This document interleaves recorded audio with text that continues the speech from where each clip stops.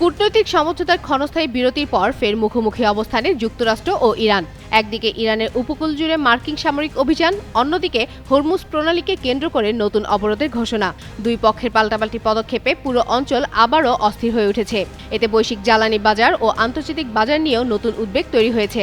মার্কিন central command CENTCOM জানিয়েছে, president Donald ট্রাম্পের নির্দেশে মঙ্গলবার থেকে ইরানের বন্দর ও উপকূলীয় এলাকায় নতুন অবরোধ কার্যকর হবে। ট্রাম্প জানিয়েছেন, এই অবরোধ শুধু ইরানি জাহাজ এবং হরমুজ প্রণালী ব্যবহারকারী ইরানি গ্রাহকদের জন্য প্রযোজ্য।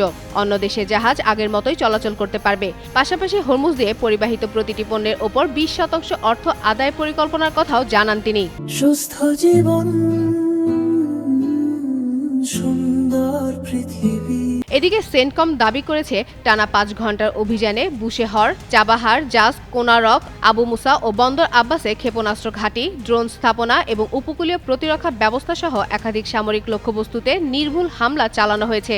তাদের ভাষ্যমতে, বাণিজ্যিক জাহাজে হামলা চালানোর ক্ষেত্রে ইরানের সক্ষমতা দুর্বল করাই ছিল অভিযানের মূল উদ্দেশ্য।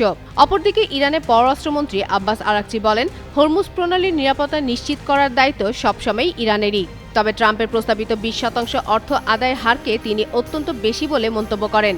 একই সময় পররাষ্ট্র মন্ত্রণালয়ের মুখপাত্র ইসমাইল বাকাই দাবি করেন, যুক্তরাষ্ট্রের সঙ্গে স্বাক্ষরিত সমঝোতা কার্যকর ভেঙে গেছে এবং মধ্যপ্রাচ্যে থাকা মার্কিন ঘাঁটিগুলো ইরানের লক্ষ্যবস্তুর তালিকায় রয়েছে।